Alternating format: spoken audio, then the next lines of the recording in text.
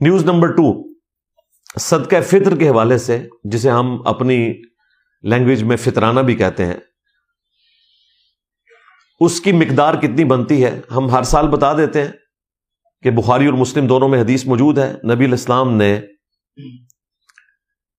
صدقہ فطر کو فرض قرار دیا ہے گھر کے ہر فرد کی طرف سے، خواہ وہ بچہ ہو، بوڑھا ہو، غلام ہو، سب کی طرف سے صدقہ فطر دینا الگ الگ، اور اس کی مقدار جو مقرر فرمائی بخاری اور مسلم میں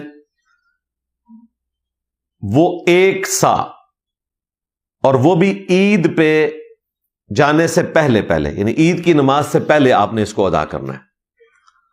بخاری مسلم میں 1 سا اناج کا بھی ذکر موجود ہے، گندم کی شکل میں ہو، جو کی شکل میں ہو، باجرے کی شکل میں ہو، جتنے بھی اجناس ہیں زمین سے اگنے والی، اور اجتہاداً آپ رقم کی فارم میں بھی دے سکتے ہیں، وہ آپ کی اپنی مرضی ہے، لیکن 1 سا۔ اب 1 سا کتنا بنتا ہے؟ 1 سا ایک میئرمنٹ کا انسٹرومنٹ تھا نبی علیہ السلام کے مبارک زمانے میں۔ اس زمانے میں چیزیں تولی نہیں جاتی تھی، ماپی جاتی تھی۔ 4 مد مل کر 1 سا بنتا تھا۔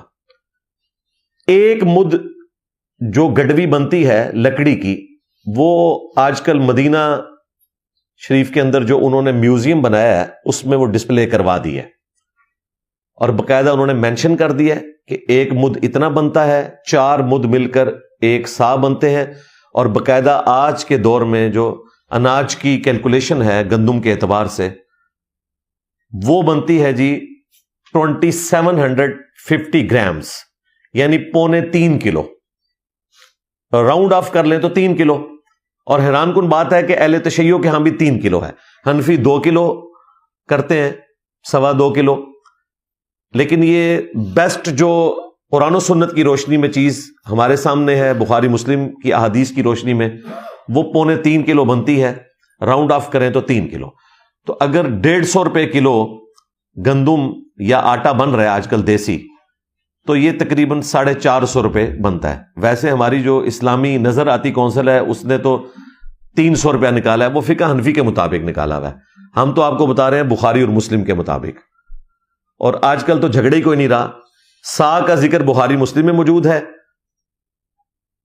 4 مد کا 1 سا بنتا ہے۔ مد کا پیمانہ مدینہ شریف کے میوزیم میں رکھا ہوا ہے، باقاعدہ اس کے اوپر کیلکولیشن کر کے انہوں نے لکھ دیا کہ 2750 گرامز بنتا ہے 1 سا۔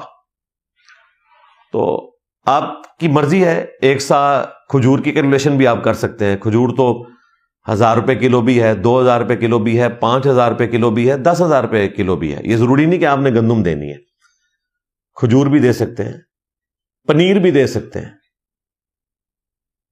اسی طریقے سے باجرہ دے سکتے ہیں، جو دے سکتے ہیں، جو آپ کے لیے آسانی ہے اس کے ایکویلنٹ رقم دے سکتے ہیں۔